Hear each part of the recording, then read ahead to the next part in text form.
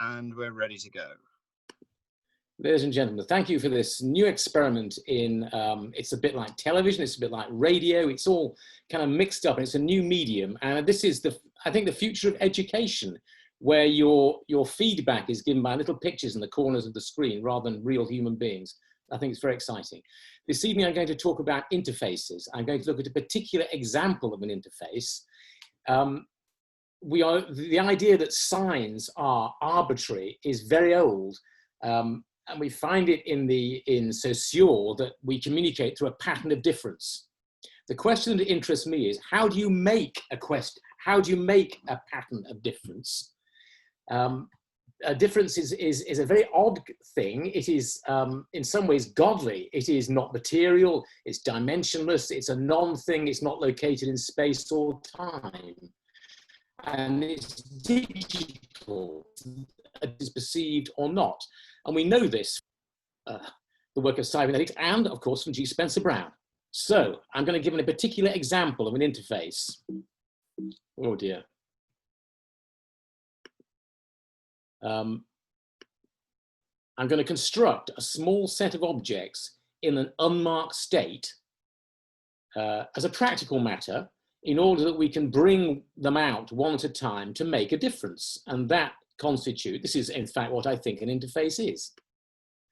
And I'm going to do it with a particular example is the dice. These are very familiar objects and they're very old.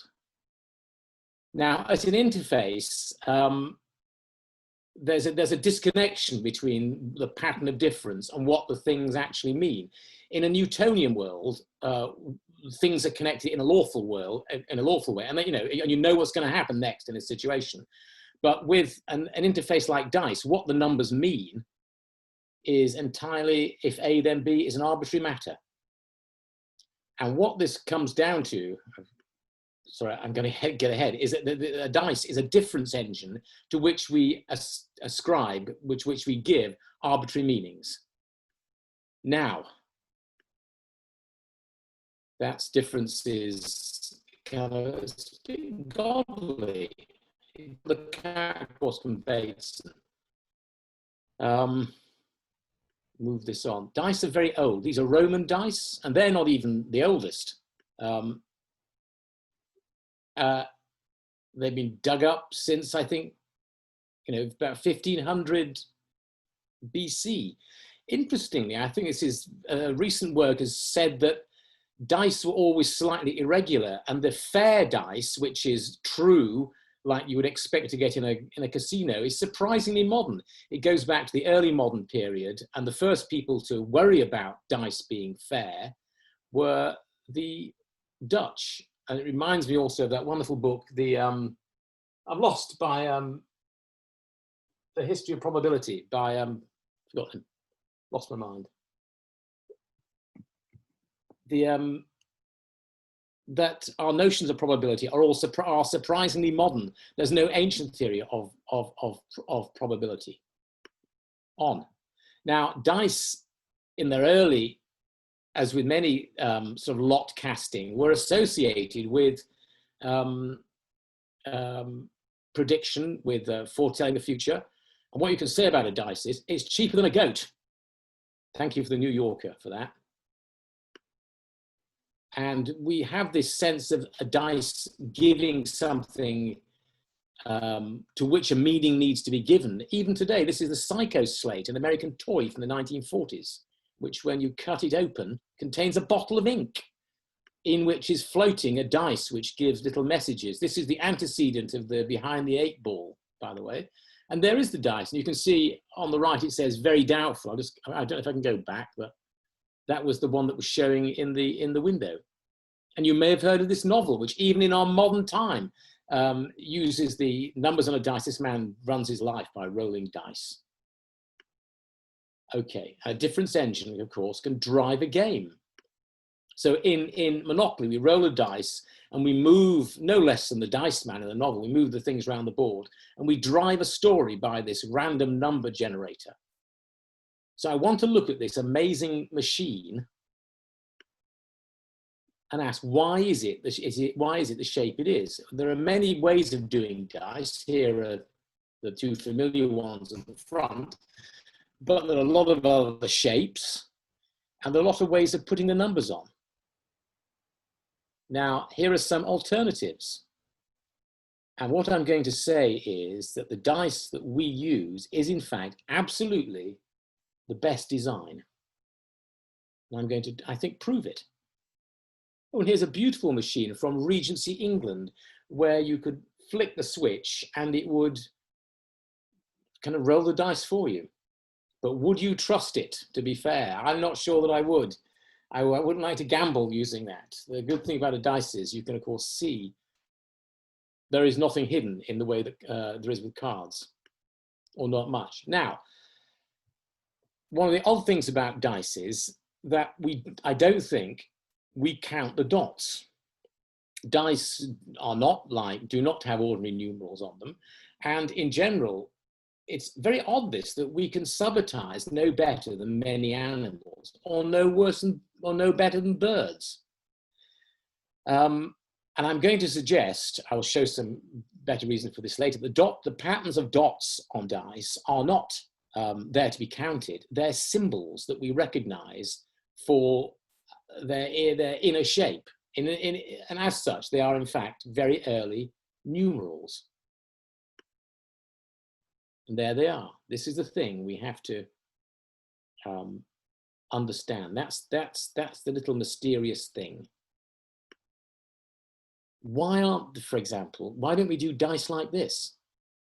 I think you can see in some way it's not as good. What I'd like to do is quantify and explain why that's not as good. And to do this, can I make this work? No, I can't.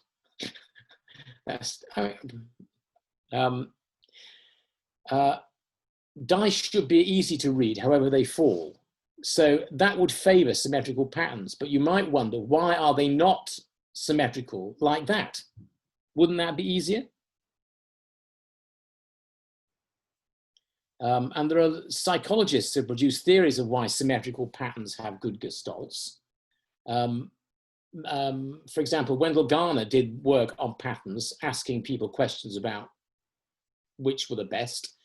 And he thought that patterns that were symmetrical were better because they had fewer neighbors, which is to say, if you make a change to them, they lose that gestalt, and therefore symmetrical patterns are isolated. But to my mind, there was something circular in his argument. He was explaining a good gestalt is something which is lost if it's changed, but that's certainly true, and it's kind of self-explaining, so I'm not quite convinced. But at any rate, you can see all the dice at the bottom, the potential things are 4 dots. Somehow there's something unsatisfactory about them, which I'll come to. Exactly what that might be, I'll come to in a moment. Now, here, I want you to, the answer, I think, lies in something you get from cybernetics, that the information contained in one of those symbols is not intrinsic to it in the way that Wendell Garner was trying to explain a symbol being a good gestalt because there's something internal to that symbol being good. We must look at messages in a set and say, do the dice things make a good set? So I did an experiment. In other words, it's all about context. I'm going to say a dice vanishes in use. It's a difference engine. So I'll explain that later. That's the thing we're trying to explain. How do you design a dice so that it vanishes? That is to say, put it in the unmarked state. I'm going to say that the faces form a self-camouflaged set of objects so that each face of the dice is camouflaged among its possible alternatives. That a face never pops out, that there's no odd one out, that they share features to create a pattern of difference, and there's no pattern or order because anything that all the faces possess would never give any difference. And to test this theory, I did an experiment.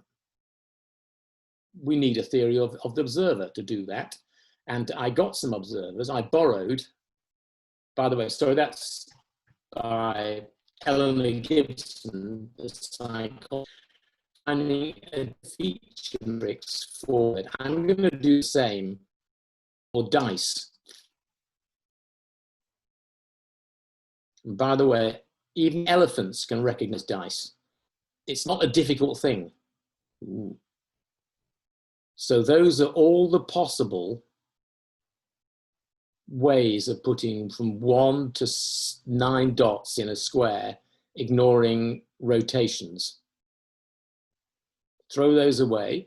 To make a dice, we have to choose 1 from the first row, 1 from the second row, 1 from the third row, and so on.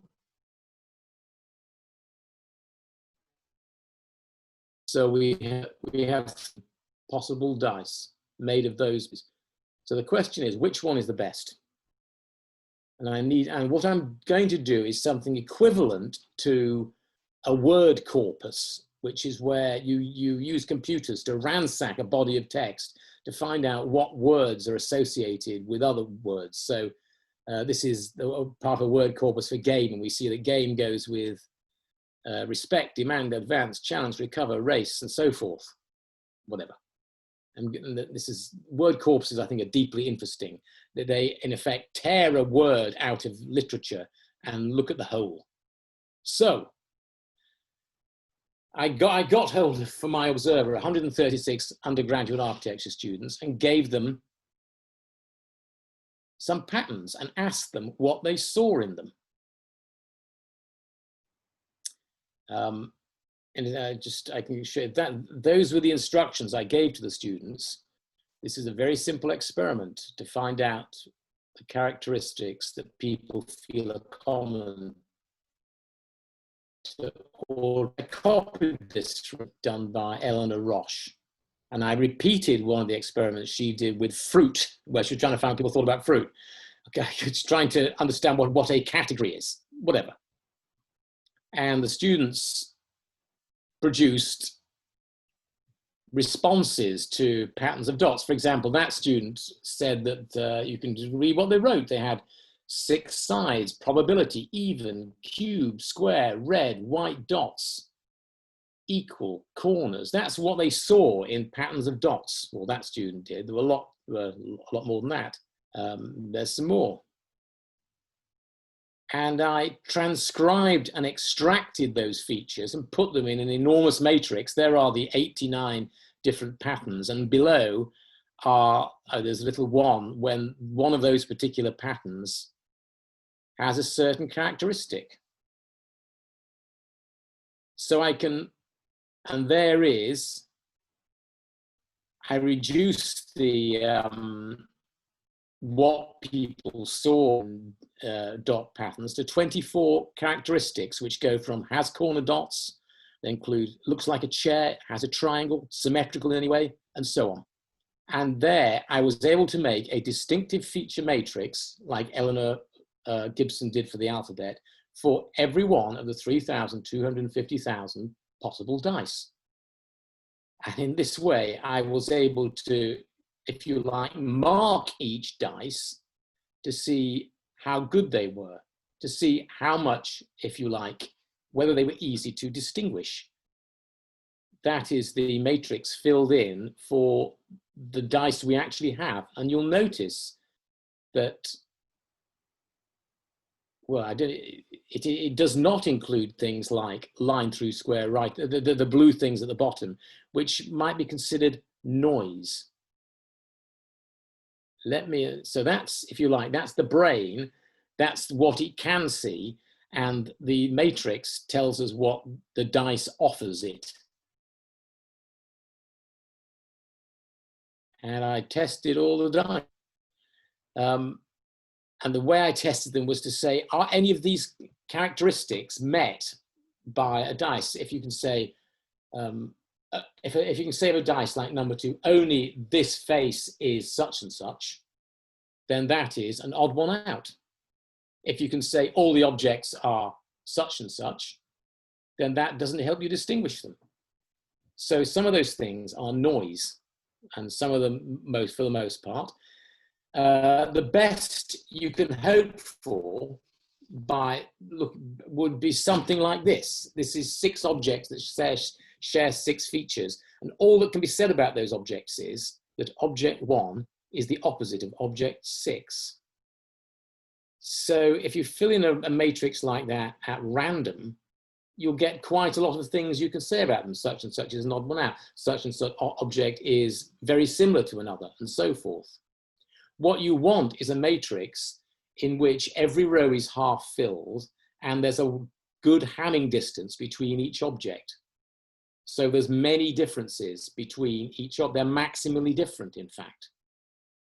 And by testing all the dice, I won't bore the details, I came up with the top, these happen to be the top 7 examples. In these, according to the criteria I got from the students, these dot patterns are close to maximally different, and they avoid things like being the odd one out.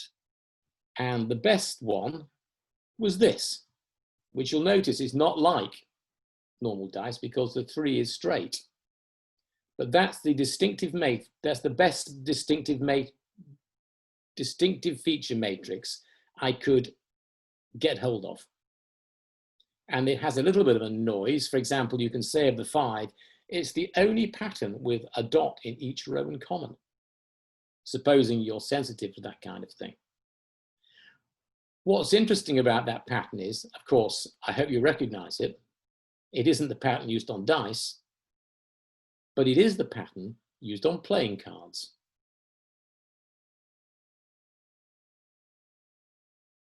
You can compare the two. And it also came up that that pattern is also pretty good. That could be an alternative design. I'll just go back. Those are the 7 best. So we're nearly there. Isn't it interesting? They found the best design, one of the best designs 2,000 years ago. There's a variant here. These are Chinese dice where they bring in a new dimension, which is red and, well, 2 new dimensions, red and large dots.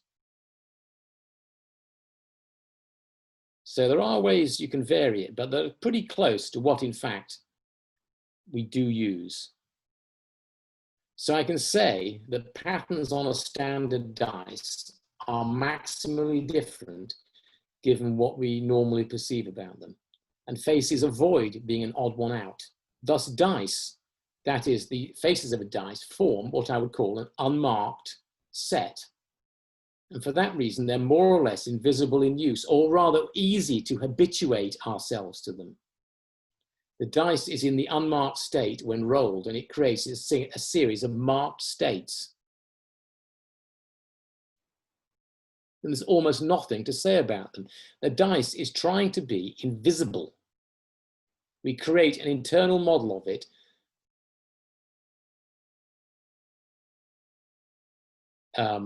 when we habituate something. Well, one theory of habituation is we have an internal model of it. I prefer to use the word learning transfer, which is something, one neural network that can do X can often quickly learn to do Y if X and Y are similar. Now, there are, of course, some things we can say about dice patterns, which is that they're dots on a grid. And that's the price we have to pay to make this beautiful, simple set, which can act as a difference engine to drive games and so forth.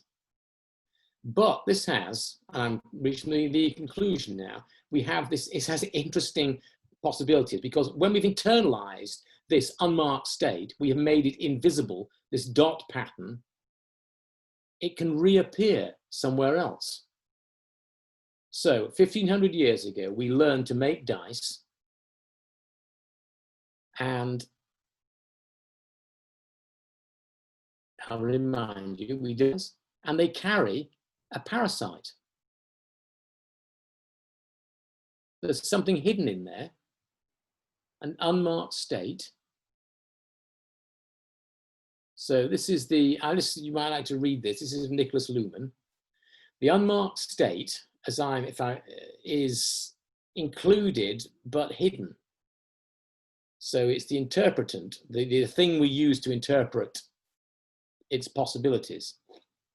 or it's a parasite. I mean, Michel Serres is a terrible author, but the idea he has of a parasite, I mean, it's terrible to read. Perhaps that's unfair. It's very interesting. Michel Serres has this idea of a parasite. So the dice contains a secret idea which pops up somewhere else. Now I'll show you what it is. And it's a bit, I'm embarrassed to use this word, it's a meme. It's alive and it continues and it's self-describing. The unmarked state, we do not count the dots, we see those patterns, and that's a kind of sketch of what we're recognizing. And they come back into life later on in alphabetical writing as punctuation and symbols used in mathematics. And the similarity between those forms, I think, those are unmarked in the same way that dice are. So interfaces, this is what I believe, copy each other and continue through history. That's what it's about. End. And now I'm going to stop sharing and stop talking. And you can ask me any question. Brilliant. Thank you very much, Lou. Go on. Alphabets have the same property, that they're unmarked for us. Yes, they're invisible. A good typeface is invisible in the same way. Exactly. That's what I'm writing about, Lou, how to make things invisible. And it's because they're invisible that they reproduce and copy themselves. So they're kind of alive, I think, or they contain our life in some way. So I have two questions for you. Yeah. The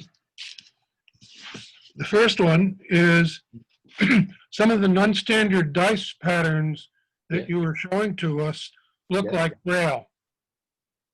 The finger reading that blind people use. Yeah, sure. Yeah, they do. Yeah. And so I've never learned Braille, but I'm now wondering, do they use their rectangular space of dot positions in the same type of a way as the ideal 6th version pattern that you showed us? I have never tested that, but it would be an obvious thing to do, to take the alphabet Braille and see if it is what I would call a nondescript, I have my own word for this, I call it a nondescript set, which to say it doesn't have an odd one out, it doesn't have any pattern to it. And my guess is that if it's a good alphabet, then it will have that quality of having, there is nothing to say about it. Well, I think it's a good pattern. I've watched people reading Braille very quickly. Yeah. It computerizes beautifully well. People can read it on their computers very, very quickly. Yeah. The computer version, if you don't know it, is a set of dots that, pop up as the letters go by. You hold your finger steady and the dot pattern just moves against your fingers. Wow. But I don't know how to use it myself. I just know a little bit about it. And my second question is the term difference engine. To me, I hear Babbage's computer. Sorry, that may be the wrong thing. That's an unfortunate phrase. I'm trying to avoid using the phrase. I'm writing a book about this, and I should have called it what I call it in the book, which is a nondescript set or a non-set. So it's good interfaces are non-sets. They're sets of objects about which there is nothing to say. So I would, and things about which there is nothing to say are generally useful and interesting, and they're often picturesque and beautiful. Whereas it's the same thing when you see people who are good looking, there is nothing to say about them. But if you see someone who's ugly, there's nearly always something you can say. So beauty and being silent. This is what I tell my students when they're trying to learn design. Throw things away. Do less. Be silent. Sorry. Okay, we've got John Torday and then John Hyatt. So Andrew, great presentation. It's interesting you mentioned facial beauty, because what I was going to ask, what those symbols on the dice look like to me like is a face. Okay, well, a human face is something that is trying to be invisible. It's making differences. It's a difference engine, but it's a nondescript set. And the difference, this is Crompton speaking now, so you don't have to believe this. But the reason, our faces become flattened, it doesn't stick out. So we have these symbols on here, which are reading, and our mouth has evolved to look like our eye, because they're sharing features in order to, when you have a set that is maximally different, the objects in that set must share features. That's not obvious. If you have things that are maximally different, you can have a lot of features like shoes and ships and sealing wax and so forth. They're just crazy different. If you want to have the maximum difference for a given number of features, objects must share features. So when things become communicative, they begin to copy each other. So our nose copies our ear, our eye copies our mouth. And you become, and this is like the white page, and these are the letters, which are then making features. But you know that, I mean, there's one theory, I don't know if this is still accepted, but one theory of facial beauty, of human facial beauty, is symmetry.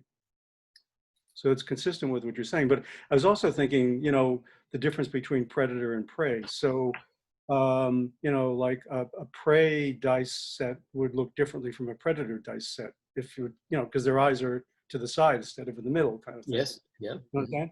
So if it really is an anthropomorphic or I don't know what the right term is, an animalistic kind of display, then you would expect that the patterns would be different for different species. Oh, sure, but there would have to be a compromise with the other functional aspects of the face to do with eating, breathing, with the accommodation of the brain and what have you. So I think how far a human face can evolve to be a perfectly communicating device is limited, which is, I suppose, one reason why we developed a voice and other means of communication, because we can't, in fact, do it with our face as well as we might like. And then, we go into writing. So our personality goes first into our face, then into, other symbols, and we're exporting ourselves. And now we live in books, and I'm now on Zoom. What about it? But you did show the Chinese dice. It's kind of interesting that they are different in the context of what we're talking about. But there are sufficient similarities to say, I'd say it's a slightly, they're engineering the same problem. Sure. It's not absolutely crazy different, which shows there is some underlying engineering unity to what we're trying to do with the dice. Sure, yes. John Hyatt. Yeah, Andrew, great, thanks. Lovely, as ever. I just wondered if maybe you think it might be the case that most things are invisible to most people. I mean, as an artist, I sort of spend my life trying to wake people up to the fact that things are there. Or a magician relies on the fact that most things are invisible to most people. Indeed. That is absolutely true. If we saw everything, I think we'd be overwhelmed with information, we'd go crazy. So we habituate ourselves and only notice what we think is going to be important. And of course, we make errors in that. But if we're looking for the little differences that, that are meaningful in personal relations, for example, we have to put a lot of things to one side. And at that point, we miss how stupid and crazy motor cars are, how wasteful we live, because we've put all our normal life into a sort of habituated, lost stream of consciousness. And I think to be an artist and to see those things that are invisible, you have to be a bit stupid and a bit autistic to kind of, I'm not going to look at the meaning of this. I'm just going to look at what I'm looking at. And then you find weird stuff. And you find odd resonances between things that in normal life, you tune out and choose to not watch. Yeah, I guess we do see cars without noticing them, though. Else we'd be run over all the time. Yeah, but what you're seeing, there are different ways of, you're seeing guys driving perception. this big, powerful BMW. It's a big, important car. What you don't see is the BMW is a kind of baroque that it's designed to look. They've got faces on. They've got triple headlamps. There are all sorts of weird things about motor cars that we are invisible to. And the fact they're killing the planet, I think, is relevant to that. And cars are doing it. And it's because we see them in a social, we see their social meaning and ignore the fact they're big, aggressive, stupid things. Do you think there are a series of formal types that actually come in and out of fashion, so that a type will recur after about 30 years? I mean, you see this in design of household objects like table lamps. Yes. A student of mine did a PhD on it. Absolutely. Material culture as a communicative thing. If something goes out of, becomes unfashionable, you begin to see it, you feel uncomfortable with it. New things, good design is invisible. You suddenly see, what you see is excitement, you see beauty, you see value, but what you don't see is the object, is how I see it.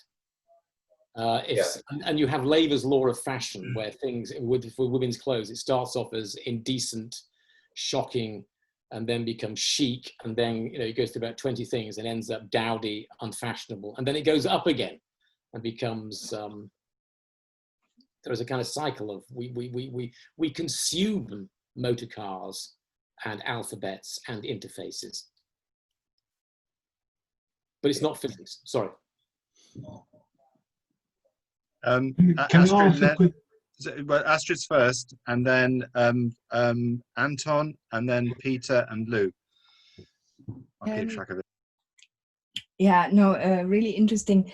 I was thinking about typography, and something in what you showed triggered, because well laid out type, completely underrated since desktop publishing, is you make the effort to lay out type very well. Like, for example, when you have justified text, that there's not big gaps between words, etc. But I actually have a physical experience when I lay out type and deal with the rag and tidy up the rag, which is that it speaks to me. It creates a harmony in me when I see it. I'm not reading it, I'm just looking at it. So there is a response when you see the symbol but it speaks back to you as well. But it doesn't speak of anything particular. No. What you see are in type, when it's badly laid out, are errors. You see little rivers. You see duplicated words. Things pop out of the page. Absolutely. And when you clean it, so doing good type design, it consists of removing errors. And when all the conspicuous errors have moved, you're left with silence. Absolutely. Absolutely, that's the experience. But that silence speaks to you. It's sort of It is almost like music. Yes. Music is, if you like, trying to be silent. Is how I read it. Yeah. And it achieves that state of silence when the piece is complete. Yeah. Yeah. But we're on the course to mystical rubbish here, which we're not going to do. So stop. Well, I'm going to talk about that mystical rubbish next week. But anyway, Anton. Andrew, you've gone through a very complicated procedure to find these 6 optimal faces for the dice. Yes. To me, the faces are basically, the optimal faces are basically, there is a huge amount of redundancy in the way that the dice are laid out, and the same applies to the letters.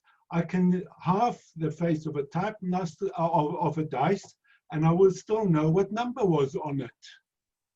And you can do this on the letters as well. You can sort of take a line and block out the top half of the line, and you still can read it. But you can't do this with, for instance, Arabic, the Arabic typeface. There is no redundancy in the type, and there is no redundancy in the word structure in the Arabics. They don't use vowels, for instance. You have to put your own vowels into it. But then the Arabic typeface allows, like some other Eastern typefaces, allow beautiful calligraphy and art pieces, which the English type does not allow, you know, or Latin type phrase. So my question is, isn't this basically the redundancy aspect of what we see, what makes it invisible? I think, yes, redundancy is obviously a factor. As regards type, I think you see beauty in calligraphy more clearly in foreign languages. So although I can appreciate the beauty of Arabic script and of Chinese script, you see it less in Latin script because you read it, because it's you can't see the pattern.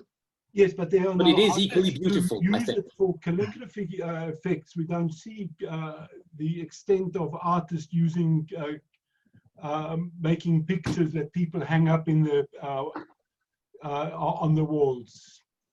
You know, whereas the Chinese and the Arabic calligraphy is used as art on the walls. It can be done.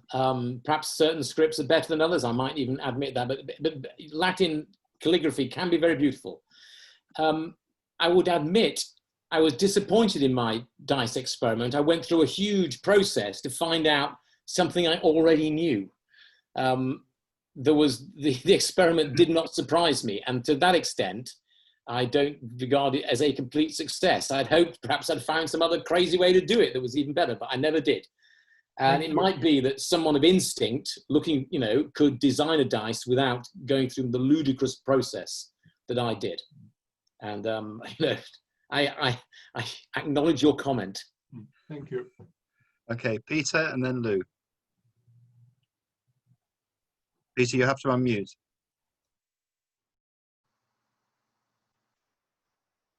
Did you mean me? No, other Peter. There we are. Oh, I'm a little, I have to admit that I'm rather puzzled about this because I don't see many of the things in my mind, like talking of, it just seems to me that the standard dice is a manifestation of the symmetries and the symmetry breaking of three-dimensional space. Well, these shapes have different symmetries, and it is by comparing and contrasting them in this elegant way that we make the faces maximally different and therefore easiest to read. That's all I'm claiming. And that therefore it is some kind of optimal arrangement of dots. And then and in that optimal arrangement, they make an unmarked state out of which each face can pop one at a time. Like, so, and then Peter Rowlands can, you know, I don't think I do mean this in a mocking way. Each one can pop out like a Majorana fermion and then vanish back into the unmarked state. The things are coming into and out of existence with the maximum efficiency. So we built unmarked state. But I seem to see it the other way around. That if you want to, in some elementary way, illustrate what three-dimensional space, what its properties were, that you could do this with a dice. So that it's the physical world that gives the dice its meaning, and not the other way around. I'm not absolutely clear what you're trying to say there. I'm not, it isn't to do with three-dimensional space, it's to do with creating something that can't be, that has a minimal description, which is somehow on the edge of perception. That's, so interfaces. Yes, but surely it's our brains that it's the way our brains work. Absolutely, and an alien. Yes, it is. That does that. So an alien who had a dice. Our brains do that because they were evolved in three-dimensional space. Okay, so an alien who had a dice could learn a lot about us from it. They could say we can't subitize more than 4 or 5. They could Well, stay. except that I think an alien would have a brain very similar to our own, and you know, it's one of the things you could have put on this disc that went off into the into Yes, the indeed, void. on the Voyager. You Yes. could have put a dice on it instead of a human being as Yes, what we imagine the world to be like. indeed, and it has, in some ways, an image of our own mind, but in a very elegant, small form. Yeah. So that's the limit of I think I'm going to go. So that we're not dealing with fundamental physics here. Let me say that this is my. Well, but the mind is fundamental physics. Well. We have a mind. We have a mind, and it works in a particular way. Yeah. Because of the physical nature of the universe in which we live, and it may be the only kind of universe in which this can truly happen. Wow. There is a sense in which this I mean, I think about Peter's quaternions and the relationship between the quaternions and nothing and space. There is a sense that this could be three-dimensional, I wonder. Yeah. Well, you made a comment about the best we can sabotage is 6, but cards go up to 10. so Actually, what goes? Playing cards. Yes, sure. They go up to 10, Yeah. and then they start with pictures for anything after that. Yeah. And this is reminding me of the article I read in psychology class many years ago called The Magic Number 7, plus or minus George Miller. 2. Yeah, George Miller. So there's and I think that's why playing cards pack in at 10. That's about the limit of our concentration, and then they change modes. Playing cards are deeply interesting. They're one of the weirdest things on the planet. I have a lot to, I mean, I could have given this talk about playing cards, but I did something I could do in, my theory of teaching is you have to do it in the length of a television program, which is less than 30 minutes. Let me say that. So the playing cards might have taken longer. The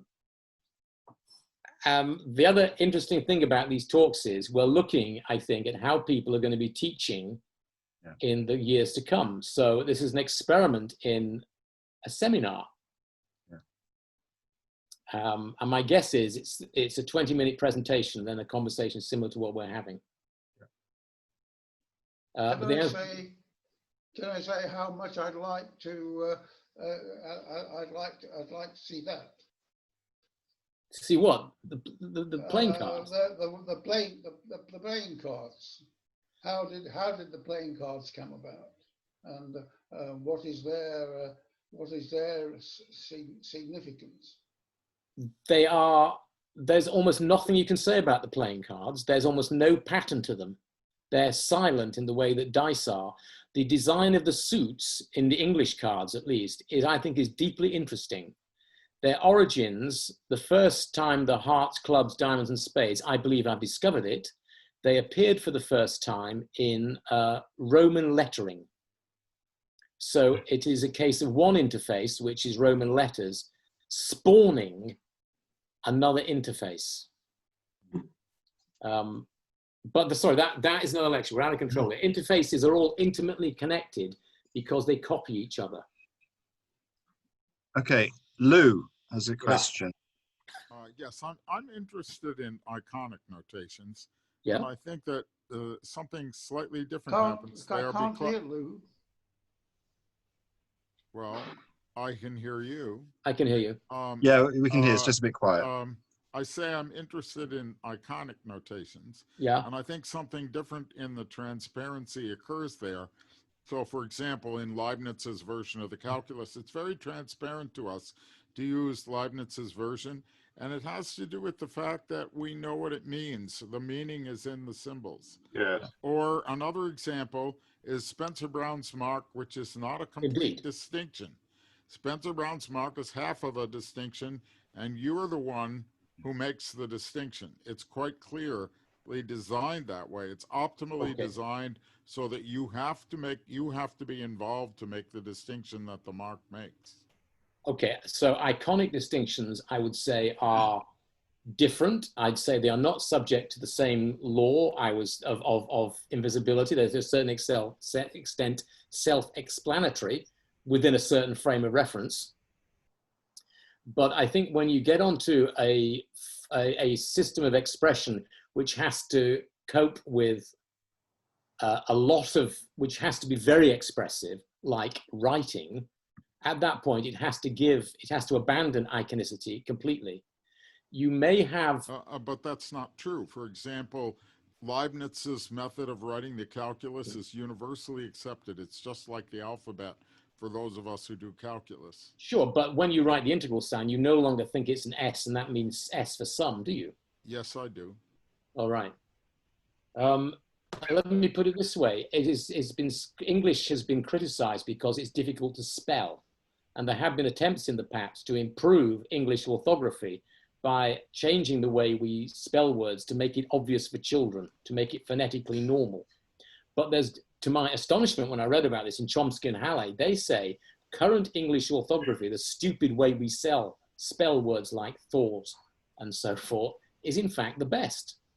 And they say when you represent words phonetically, you're adding a level of noise to English, which not only prefers a single method of a single way of speaking, a single accent, so to speak, but it gives you information you don't need because you already have it in your mind because you know how to say the words. You just need to recognize a shape. And I'd say the same thing about mathematical notation. It may be good to begin with to be able to know what it means in a kind of iconic way, but when you become more advanced at it, you want to throw that away. No, that's wrong. That's wrong. That is wrong. Good mathematical notations are often iconic, but it is the case that as you develop the mathematics, you have to leave it.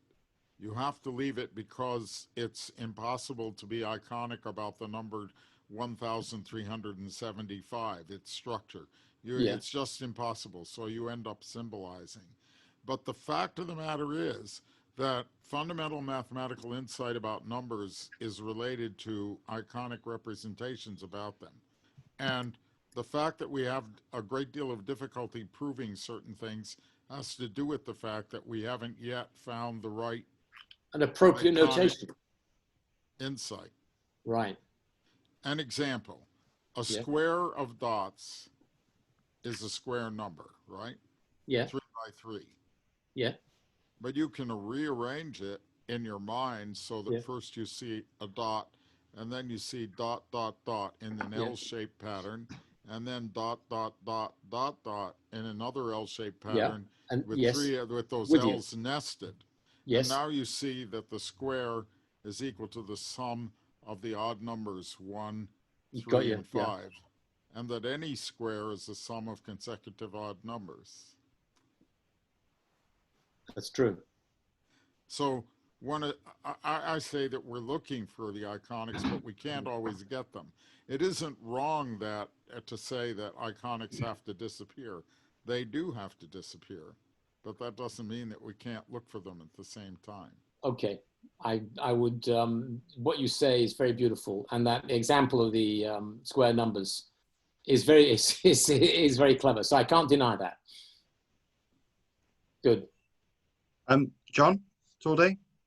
Andrew, to your comment about the interfacing or interconnecting, is it possible that the reason for that is because the interfaces they're innate to us. They're natural patterns that we are comfortable with. They're all solving the same engineering problem, which is to make a series of symbols which are maximally different, about which there is nothing to say. Therefore, all interfaces are fundamentally solving the same problem. and therefore there will be some. It is understandable they will often reach similar kind of solutions. So although you go, I'm sorry. Years ago, I was out hiking in the woods, and I looked up and I thought to myself, and I said to my wife, "Why is it that there's never a bad color combination in nature?" So even colors, I mean, I think that these things are innate to us because they are aesthetically pleasing to us. They are aesthetically pleasing because they're beautiful, because they work. So if you have a bad color combination in your clothes, for example, if you have fluorescent shirt, that stands out. That's telling me something I don't want to hear. Right. So you want colors that resemble each other. As we enter the Anthropocene, that those bad color combinations may become, innate to us. But the comment about aliens that Peter Monster was saying, but I would submit that an alien growing up in a different environment from the Earth would have a different experience coming to our planet because it wouldn't work for them. It would be disturbing. That's why they don't come to visit us, or they get out of yes. quickly. Yes, and how you would interface with an alien is a deeply weird question, Even and an illegal one. Absolutely. I have a question. Yeah, Mike. Andrew, since you're going to extend your stuff into Braille, sign language. Yeah. I had exposure to sign language once, and I discovered that people who did American sign, when they went to Japan, they were able to understand Japanese about 10 times quicker than people did it in the ordinary way. I can believe that. It's ordinary language that blocks us, I think, because it overwhelms us. And it's very hard to change ordinary language like English to French because it's so deeply inside us. Whereas something out here, I can imagine you'd be a lot more flexible. I'm suggesting that you include a chapter in your now delayed book because you included Braille. If you're going to include sign, then that may be bringing you into the 3 dimensions that Peter Master wanted. Right, yes, okay, with it. Yes, okay, yeah, good. Doug, did you not have a question? I've got a question, Andrew. Yeah. If I okay, well, can I just ask this first? Let me have it back again. If you throw a dice and you get a number, how much information is contained in that message that you get? About 2 bits. What? 3 bits. Between 3 bits will give you 1 to 8. That's all you're getting.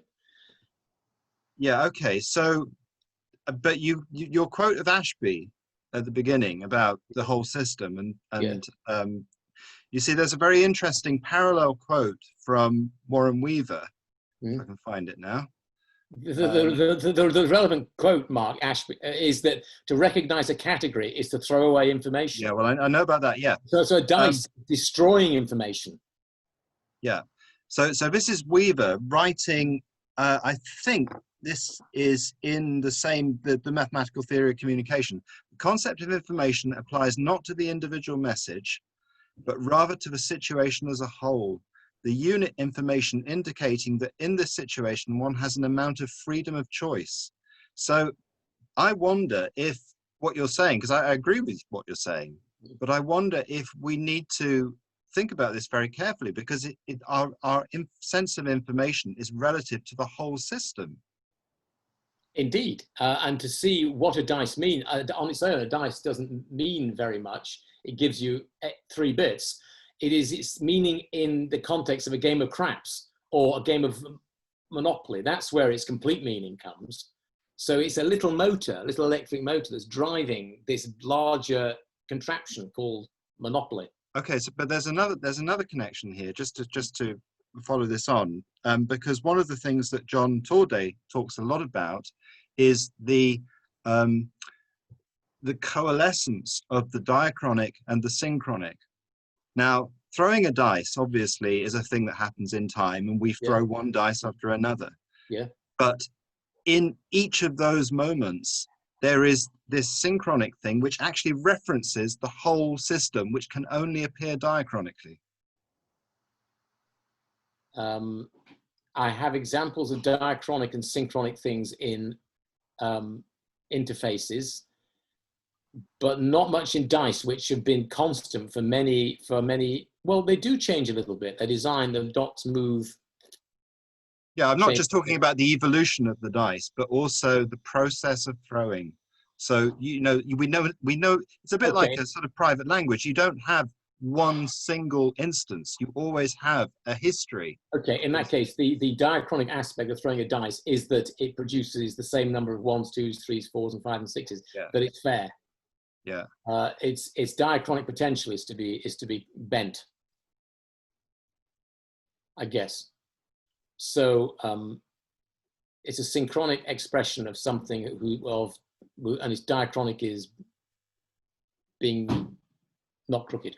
Yeah, and Lou's just put a very beautiful statement there in the chat, which I won't read, but that's for everybody else. I'm going to have to, yeah. Which is fascinating. Di. Hi. Just as an aside first, I'm very skeptical about the merits of strange spellings in English. I would have thought you could test for it by measuring the reading skills of people with in speaking languages with more rational spelling systems, and I'm very skeptical that English would come out as any better. But my question is about the alphabet. You know, you were saying that the alphabet has some of the same qualities as the dice system. Yes. So my question is that some letters in the English alphabet have two forms. Yes. So, for example, capital O and lowercase o are the same, but capital G and lowercase g are not the same. And they come in, and they're kind of polymorphic. Would the world be a better place if they were all the same, or would it be a better place if they were all? No, absolutely. It will be easier for machines. It will be easier for optical character recognition if we used only one font.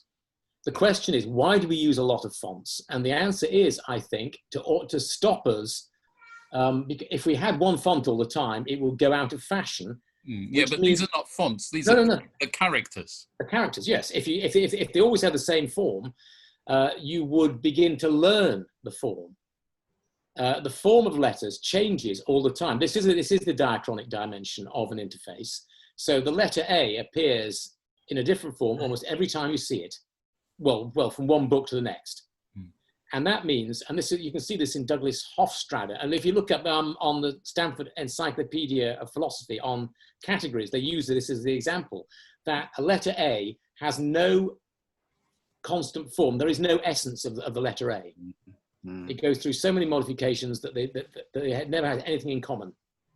So what goes for a letter also goes for types of letters. So it's the ultimate ineffable object. It's a letter A simply cannot be defined. But it's redundancy.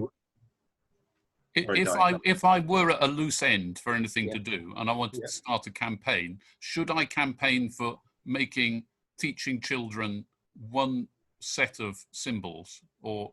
No, you shouldn't, because they will learn it very quickly, and then it will slow them down. It's like learning to ride a tricycle. You can do it very quickly. I should maybe campaign for making capital letters and lowercase. Absolutely, it's that huge variety and changes in fonts that makes reading easy for people like us. Thanks very much. I have to say I'm skeptical, but it's a good answer. Okay, Peter Master. Andrew, would you say that a dice is as what is more like a platform, and it's the platform which in mathematics has developed into the whole science of statistics? It's a platform. I'm not sure. Yes. It's a little machine which produces random numbers, which is useful to us, which maps onto many other things, into games, into prophecy,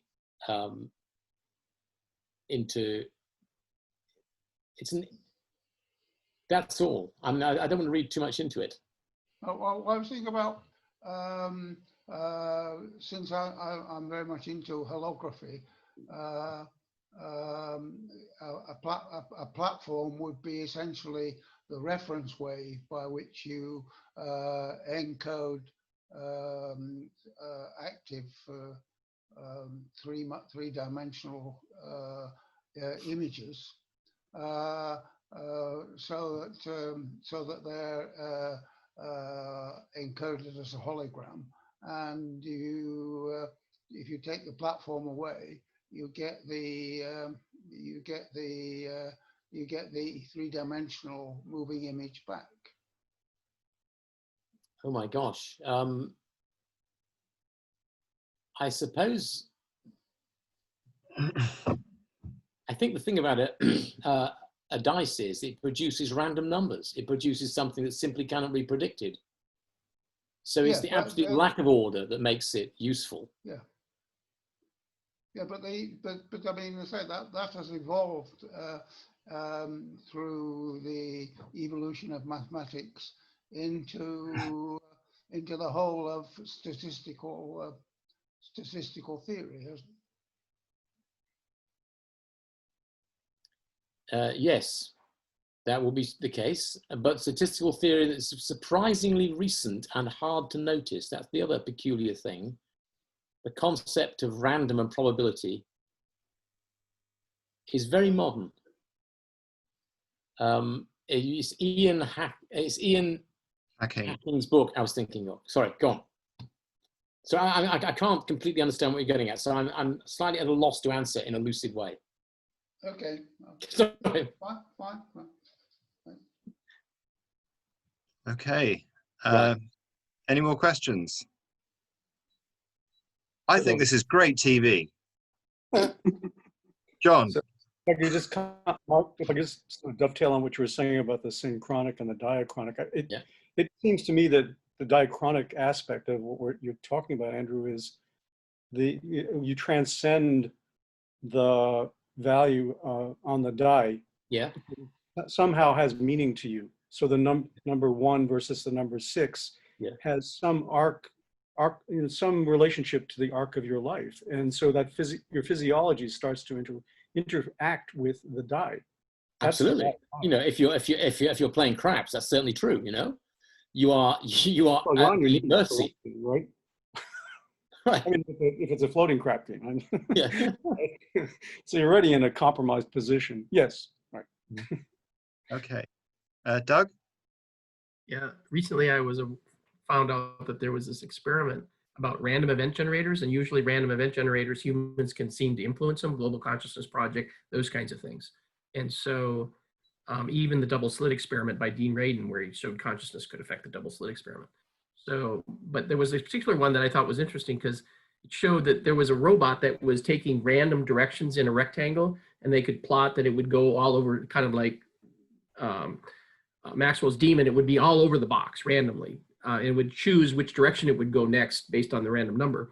And then they bonded a baby bunny to this random event generator. And then after that, the baby bunny was like trying to call its mother, and the random event generator was such that it was like the Maxwell's demon, that it spent all its time over on the other side of the rectangle near the baby bunny. So it says random event generation manipulation is fundamental to even things like bunny rabbits, baby bunnies. And so this is like a fundamental relationship between quantumness, randomness, and intention, and quantum mechanics at that level. Well, I think you, in ordinary life, you need some kind of internal random number generator just to wriggle out of things, don't you? You know, to just keep moving.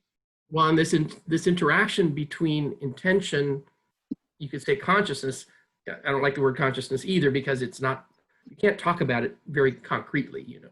But intention, that's an attention thing that you can talk about in a way that's concrete, even though it's hard to understand what it means until we can have more quantitative discussion about it, you know. So when I found this experiment, it just delighted me. I tell everybody who I talk to about it, about this bunny rabbit bonding to a random event generator, and you know, and it basically says humans aren't the only way to influence this, that consciousness has many levels, including that. So okay.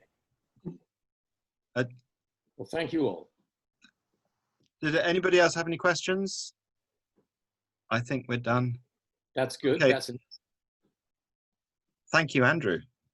I mean, I thought this was brilliant. I thought it was just a beautiful presentation and a fascinating, yeah. And I'm convinced. I have to say, I think this is very good. It's very, very good.